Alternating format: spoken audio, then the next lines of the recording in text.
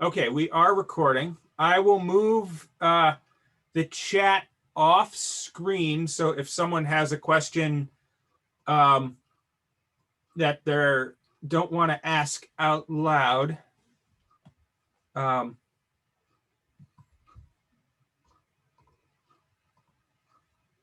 but they do still want to ask, you can just shoot it in the chat.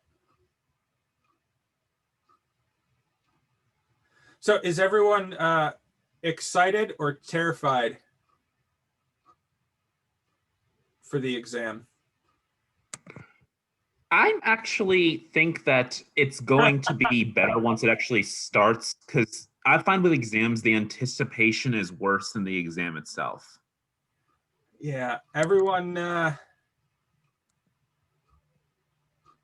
Yeah, I'm getting a lot of terrified. Once we get started, we'll be able to at least start planning and rationalizing and saying, okay, I know how to do a problem like this, so let's study this and do this. We have 5. Yeah, so okay, so I'm getting a lot of feedback in the chat here. So yeah, unfortunately, you guys, it's kind of a tough situation, right? With us not being able to take an in-person exam in class means that it has to be a more difficult exam. And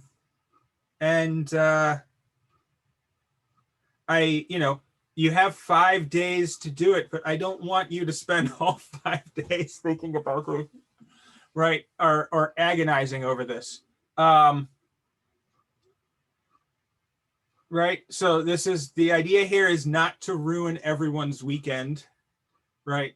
I really don't I don't want you to put a huge amount of time in. So I will say this about it, right? I think Kevin mentioned that he had, had spoken to some people who had me for physical metallurgy last year. So if you talk to upperclassmen,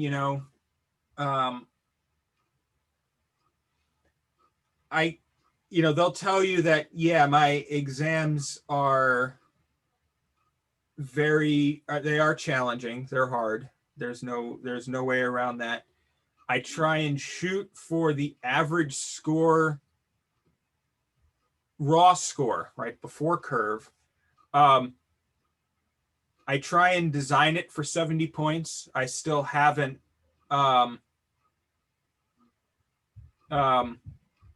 normally don't quite get there. The average tends to be around 60.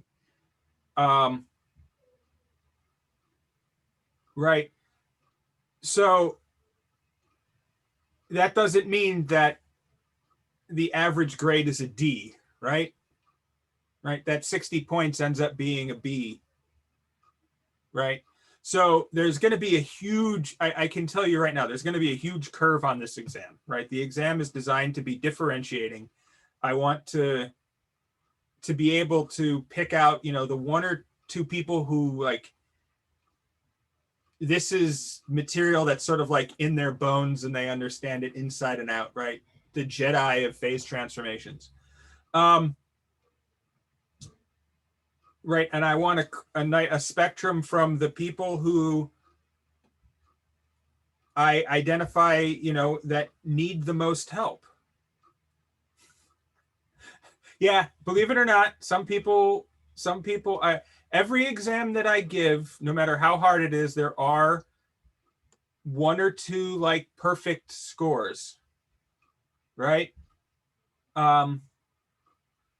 What's interesting is, in metallurgy, the metallurgy class is both a graduate and an undergrad class. And there wasn't any real difference between how well the undergrads did from how well the graduate students did, right? You guys are at you're at a lower level because you haven't had the material yet, right? So, this course is starting from a lot more first principles.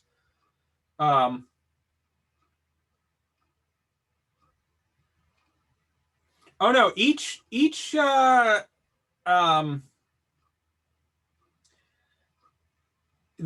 curve. So, you know, Tristan threw out the question. There is a curve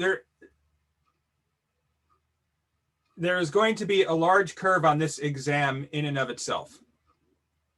Right? So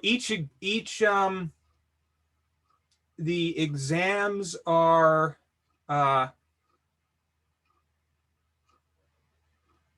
I need to somehow convert what everyone's raw scores are into a something that makes sense to you guys, right? If I just posted on Carmen that you got a 40, right? That makes it look like you're failing and you're potentially going to want to drop the class. Actually, as long as you remember to post the average, it does not make us look we're failing. We are smart enough to check the average. Yeah, you say that, Kevin, but my experience is that even with even graduate students, right? If I put raw scores up, people freak out. So there will be a very significant curve, and you will be, you know, your grade will be reflective. That's posted on Carmen will be reflective of where you are relative to the average, right? So if you got an A, it means you're significantly higher than the average. The homework grades are coming back soon. Right. Looking through them, I'm not concerned that anyone is like actually failing. Right.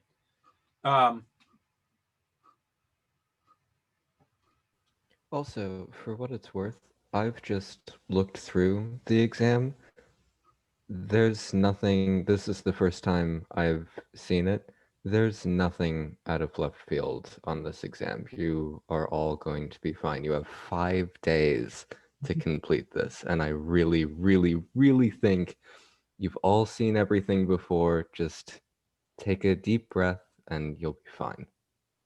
Well, I can pop it up in a little bit.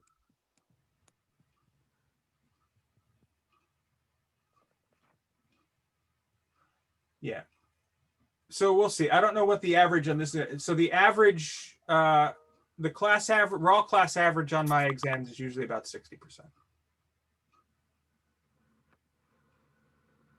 I shoot for 70. I don't quite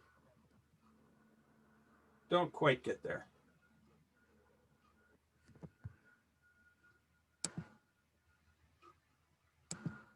Okay, so does anyone have any questions content-wise? Anything that they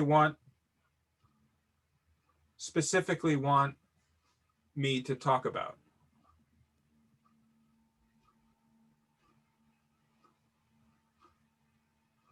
Interfacial energies. What specifically about interfacial energies?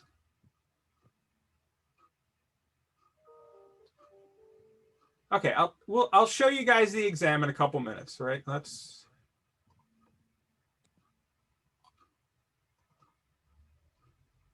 So the mechanics behind, so why a solid phase has an interfacial energy?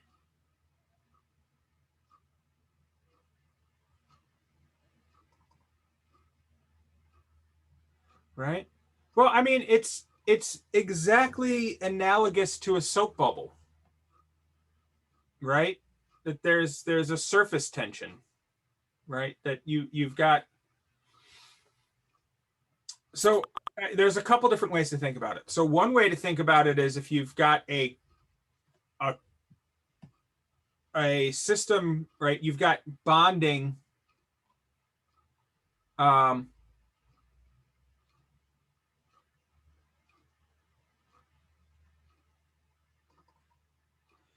Right, in the all the atoms typically have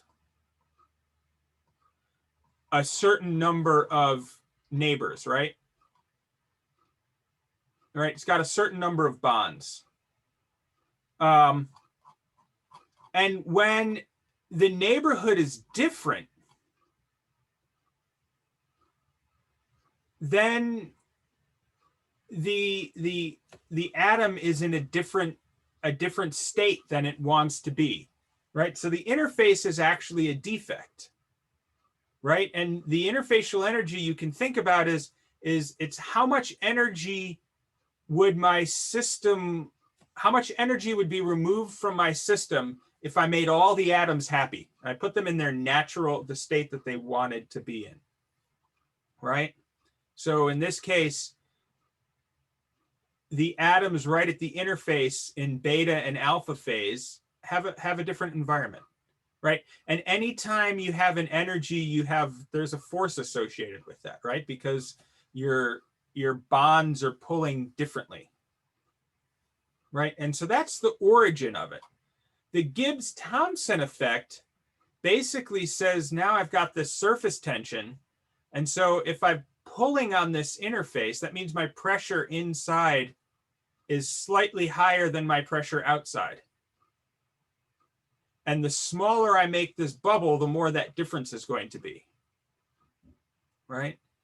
And so basically it just says that if I've got a tighter radius, my energy moves up, right? So the implications of that are pretty big, right? Meaning that we can have changes in composition from our common tangent if my Gibbs free energy curves moves up. It also means that it's going to affect the phase stability, right? If I make a small particle versus a big particle, the small particles are going to potentially dissolve away and the big particles are going to remain, right? So this, this Gibbs-Thompson is a really important concept for the class. So there are some conceptual questions. I mean, like, I guess you can say all of the questions are conceptual, right? But there is, in particular, there is one question that you don't have enough information to do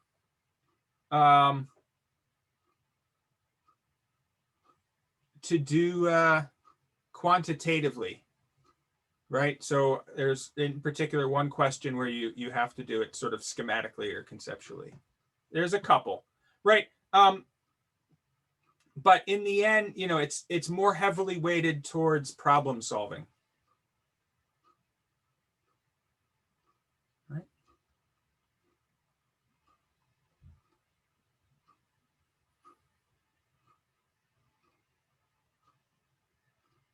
I guess maybe I should just open it up because probably everyone's on Carmen right now looking at it.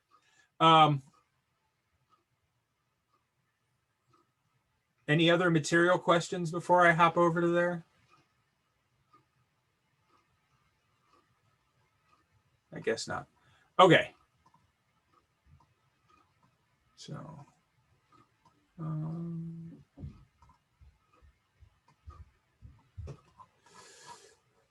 okay. So first off, and this is a biggie, right? Okay. So there's 110 possible points on the exam, right?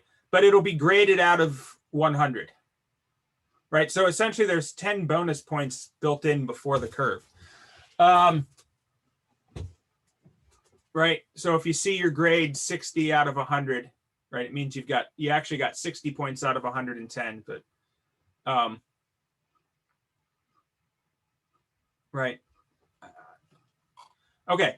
The statement on academic misconduct, definitely make sure you sign this, right? Your exam will not be graded unless you sign this, and it basically just says I'm not going to cheat or discuss the exam, right?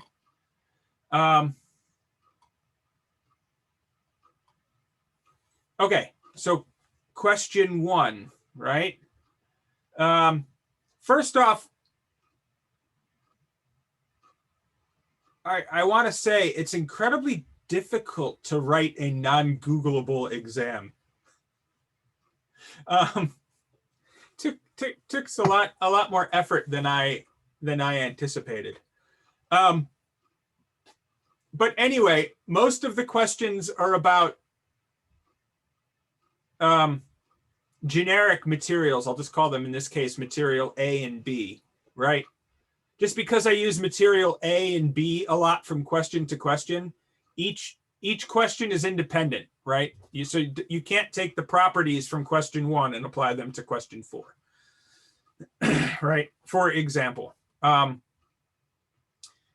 anyway, question 1 is should be familiar. I ask about the interaction of small particles and a substrate. And if I have a bimodal distribution of particles, what's the system evolution going to look like? This should seem fairly familiar to you guys. The way I ask the question is a little bit differently, and it's related back to some new, there's a conceptual part to this question at all as well. Question 2 is a straight thermodynamic question. Of course, it's open book. The exam is open anything, right? Right. It would not be fair to give you guys a take-home exam and say that you have to just be able to pull all this from your head.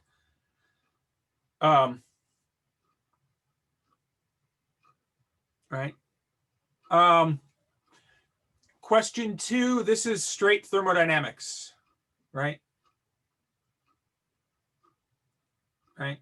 This is, I've got an adiabatic, a super cooled liquid that I've got in a perfect thermos, right?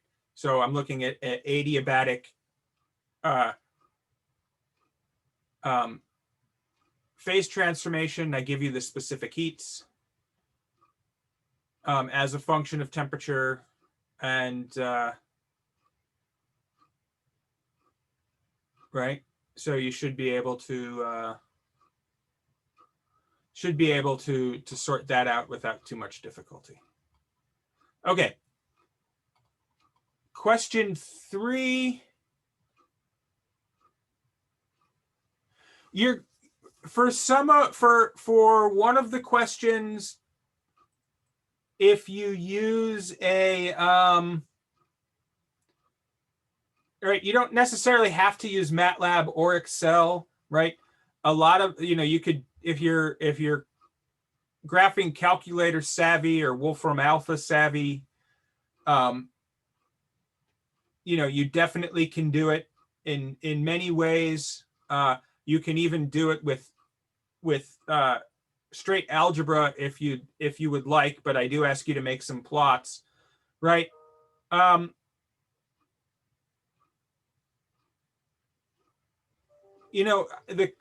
I'd like to do is just make sure it's clear to us how you did it, right?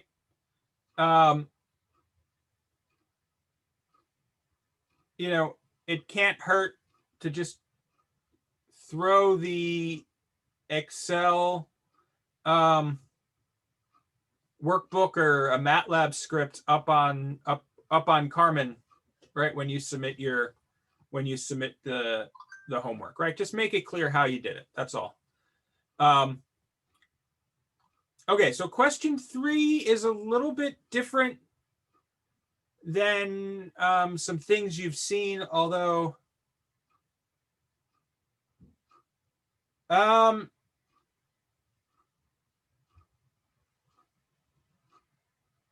I would if someone does it in an hour, I would be pretty surprised. I would expect this to take a time similar to the homework, right?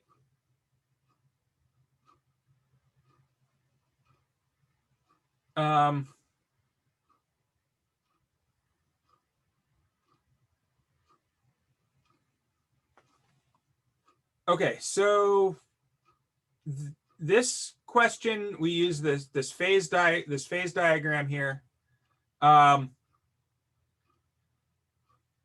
it's the system A and B. The axis is the mole fraction of B. So this is an atomic percent, not weight percent. And we have a completely miscible liquid solutions and a completely miscible in the solid, right? And so I say that the liquid can be modeled as an ideal solution, the solid as a regular solution. And so I'm saying, asking you to take the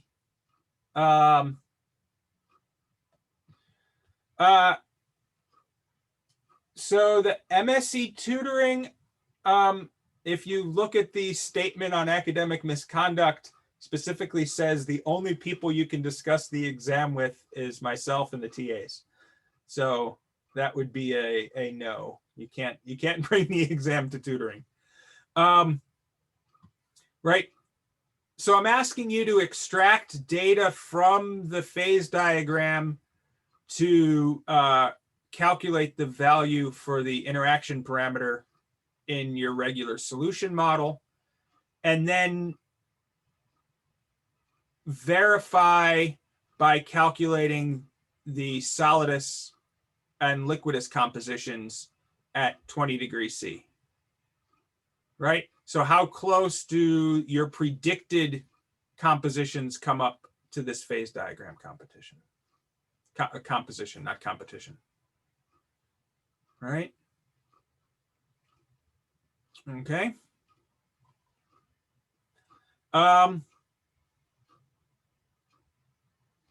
So question 4 should be relatively straightforward for you guys. There's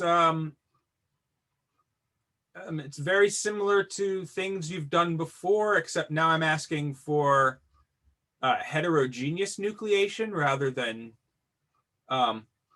homogeneous nucleation. So just a little bit of a conceptual wrinkle. Right? And I ask you to make a comparison against the homogeneous. The homogeneous nucleation. Right? Question 5 and question 6, right? These are, in my mind, I think the ones that are the largest departure from what we've done, but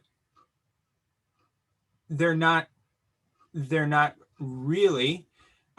Question 5 is completely a conceptual question, right? So for the homework and the examples that we talked about in class, we talked about a partition coefficient where K was less than 1, right? Which meant that the solute partitions out of the solid and into the liquid, right? And so now I'm asking you to consider the opposite case, where the partition coefficient is greater than 1, right? And so that if you think about just the definition of the partition coefficient, this should be obvious exactly what this means. And so I'm just saying, asking you to sketch a potential phase diagram for such a system, right? And I want to point out that you are very familiar with these types of systems. This isn't something weird or exotic, right? And this phase diagram you sketch, it can actually just be two quick straight lines. You don't have to draw the whole thing out, just the relevant portion, right? So this doesn't, when I say schematic, I mean schematic, right? But again, this isn't a weird or unusual situation. It's just not the most relevant for the types of engineering systems that we typically think about in terms of engineering materials, right? So I'm asking you then to schematically sketch the composition profile of a unidirectional solidified bar for Scheil solidification in this case, right? So what does it look like when the bar is 50% solidified, right? So what's the composition of the solid and the composition of the liquid? And again, this is schematic, right? You do not have enough information to do anything quantitative here. Okay. And then repeat the same kind of schematic thing for diffusional mixing and equilibrium solidification, right? So in reality, this question should take you 5 minutes, right? If you're like the superstars that I was talking about before, and you get exactly what the partition coefficient means, and you think about that, you can sketch out the phase diagram, and you can say, oh, right, this is super quick. You go and you take a look at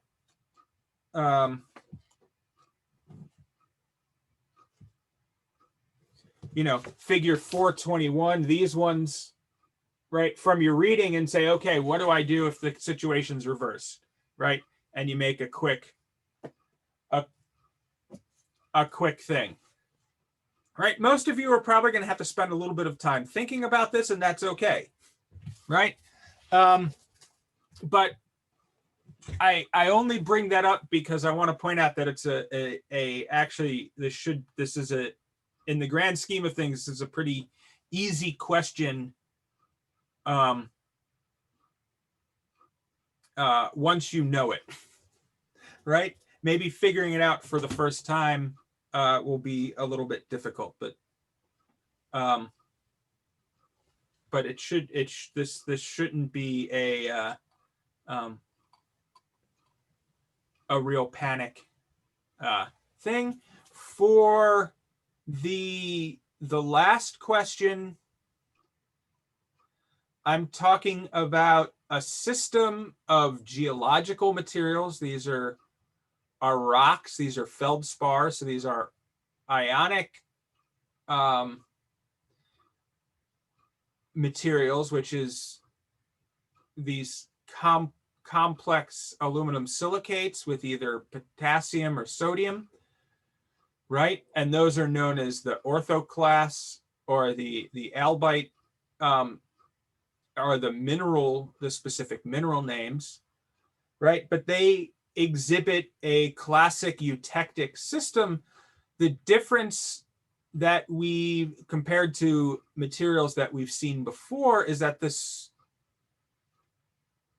our solidus and liquidus lines are very heavily curved, right? So the approximation of a constant K, our constant partition coefficient, is not valid, right? In this case, we have to consider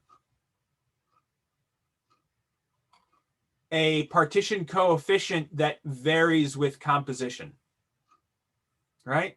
So for the first part, I ask you just to calculate the partition coefficient from pure orthoclase up to the eutectic, right? And I give you a Excel sheet that has all the data in it. Oops, on the wrong window. Hold on, let me.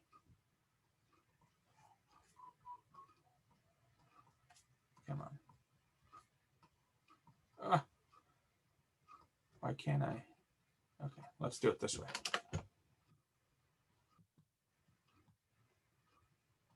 Sorry, Zoom is not playing nice with getting it up, right? So this is what's in the spreadsheet, right? These are data points that are extracted from the curve. So you can see you get the full liquidus curve and the full solidus curve, right? So you can use this in any way, shape, or form you see fit to be able to calculate the partition coefficient, right? And these are not necessarily exact, right? This is kind of representative of experimental data, right? So the curves might not line up exactly. They're not perfectly smooth. There's some noise in here, right? Okay. And then for the next part, I ask you to do a Scheil solidification calculation, but now we've got just the added wrinkle of the fact that our partition coefficient isn't constant, right? So there's nothing on here that I feel is out of the ordinary or out of left field, right? Every one of these questions are things that are clearly related to homework questions, right? It's just they've got a little bit extra to them. All right. So are you guys feeling better or more terrified now that you have it? More?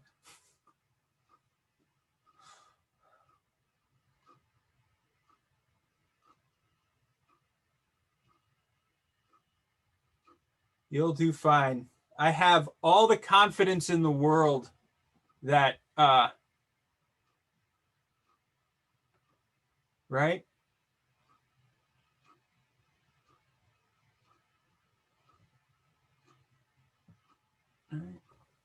So I have a question. yes. So you mentioned that yourself and the TAs are the only people that they're allowed to talk to during the exam. How much input are we expected to be able to give? Right. So I will say this is an exam, right? So that means the same type of questions that would normally be answered if this were a in-class, in-person exam, right? Will be answered, right? And in that situation, my personal feeling is if someone asks a question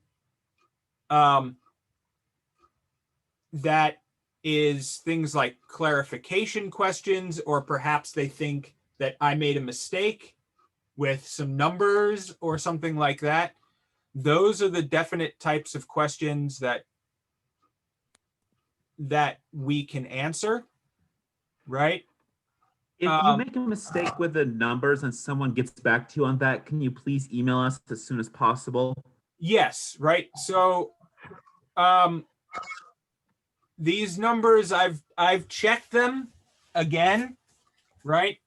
But that doesn't necessarily mean, right, we've proven my ability to make mistakes, right? What I'm going to suggest is this, right? If you have questions,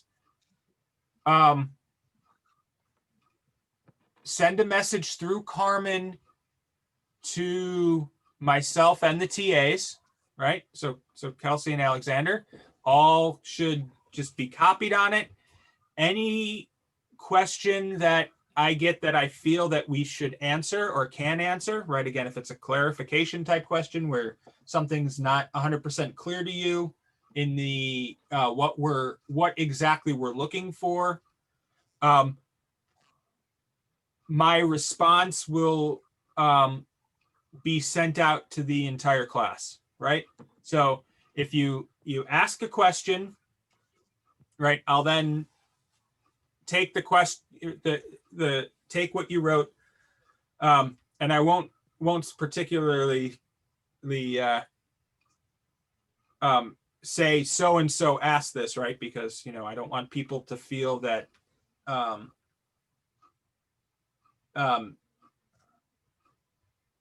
feel embarrassed about asking something, right? But I'll just say, I'll respond to the class and say there was a question about this.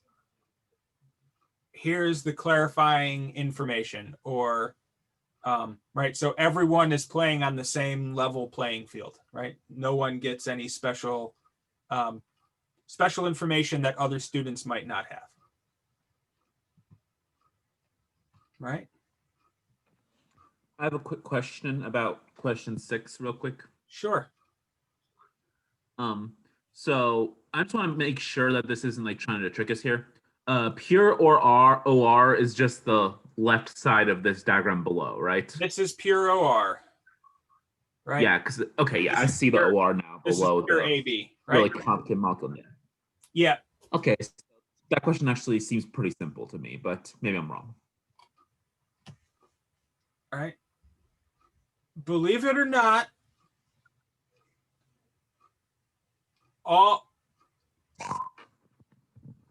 right. This is another thing. I know what you're saying. All of these are pretty simple, but the mental hoops we're gonna have to jump through to get to that level of simplicity is what makes them not simple. Exactly. Right. I don't think I've ever written an exam that couldn't be solved in about half an hour if you really know your stuff well. Right. That being said, I don't think there's like, I think if I asked who could potentially do that in half an hour, that's,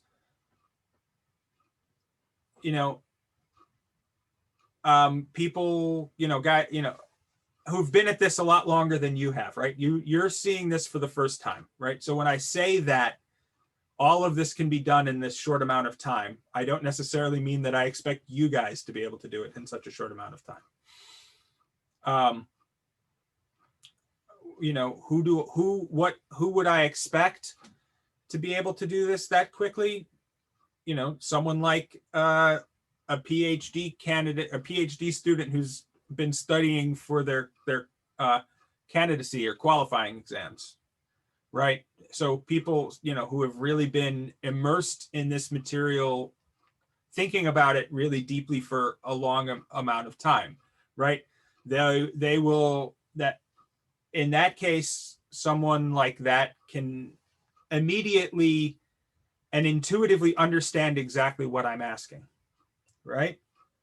I am under no illusions that that's the level that the majority of the class that you guys are at. You're seeing this stuff for the first time, right?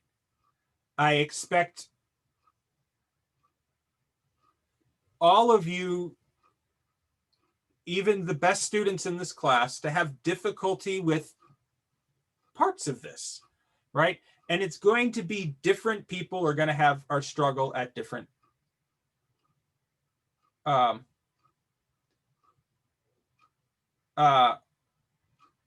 struggle at different parts. So, don't feel down on yourself if you're struggling, right? So in terms of the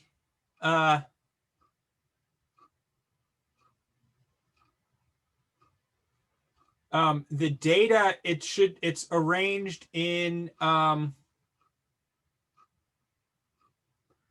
shoot. Okay, I gotta fix the Excel spreadsheet because the columns are labeled wrong. They're in order from fraction from left to right. Right. So the points in the sheet are organized.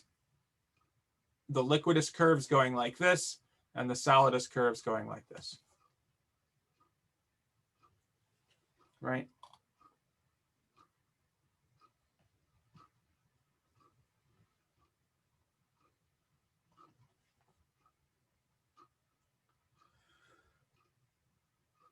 Okay. Anything else?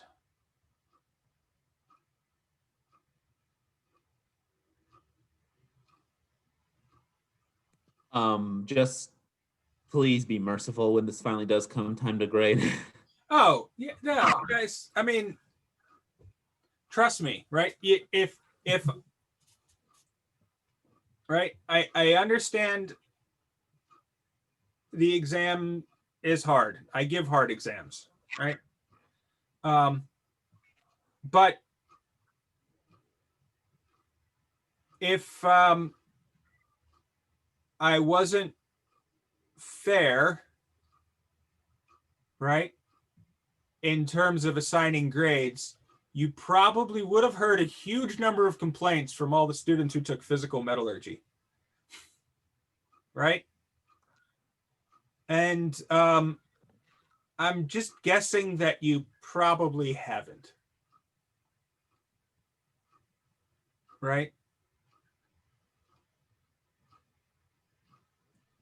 So I'm telling you, don't panic, right? I said at the beginning, the only way to fail my class is to not turn stuff in, is to not do the work and not show up. And I really mean that.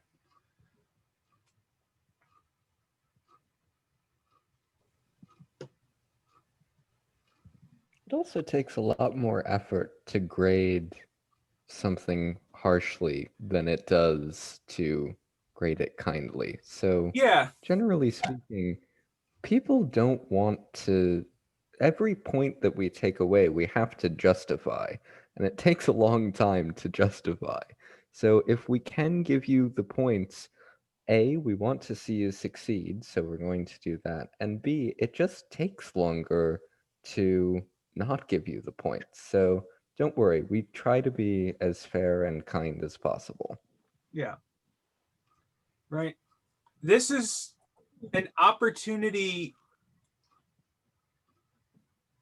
to, I look at exams as an opportunity to show what you know, right? Another way of looking at it is, if I'm always terrified of grading exams because that is the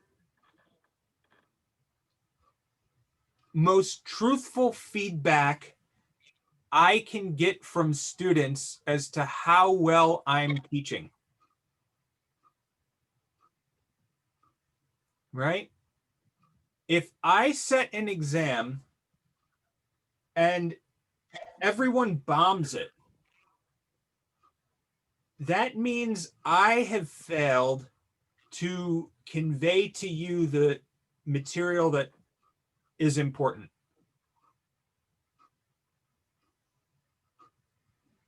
Right? And so every point I take off from you guys is in my mind, a deduction from me. Right? It says that there was a student that I somehow failed, right? That they were not able to pick up on something that I thought was important enough to put into the exam, right? So, think about it from that point of view as well, right? I mean, there may be some sadists out there who love to give exams just so they can be like, aha, these people don't know anything. I'm so much smarter than them.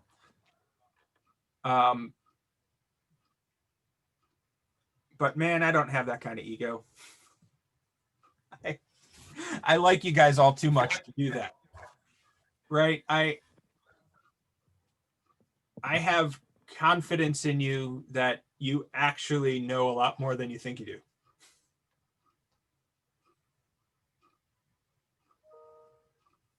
And I know you guys can do this. And of course, I mean guys in the inclusive sense, because it's hard to break that speech habit. And guys and gals, or guys and girls, sounds a little clunkish. So I need a new word that conveys everybody.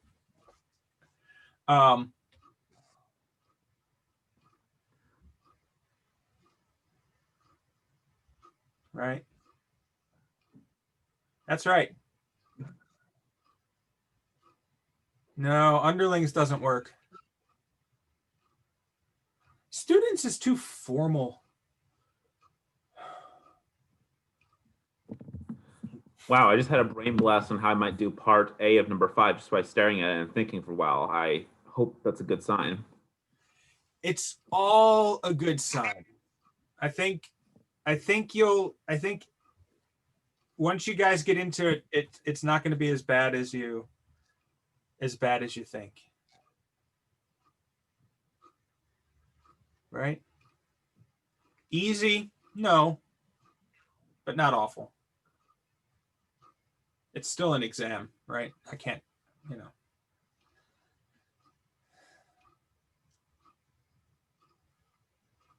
Okay. So any last questions before we take off for the day?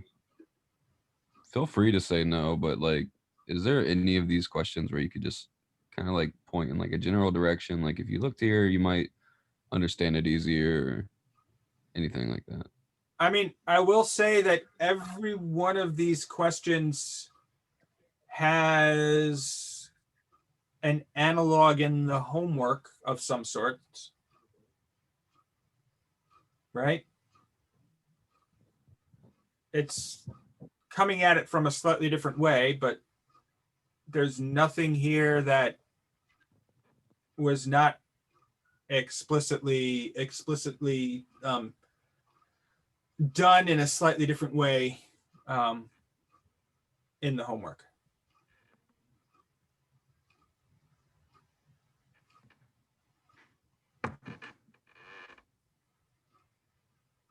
Yeah, I definitely don't like minions.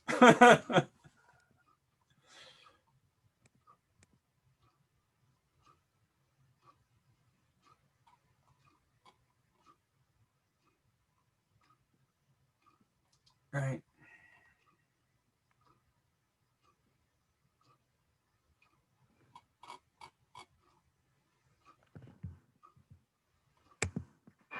So, okay, so if that's it, have a good one. There obviously, since there are no there's no sort of new material to discuss or homework, right? There, I don't think I will be sort of sitting around for office hours, right? If you feel that there's something you need to chat about, shoot me a message, right? But we won't have office hours. Yes, there is class Friday, right? We will wrap up the diffusion in binary systems and mixtures that we started on Monday, and potentially get started with the last little topic, which is diffusion in polymers, and that will wrap up the diffusion portion. So then next week we'll begin with solid state phase transformations. Right. Okay. Take care.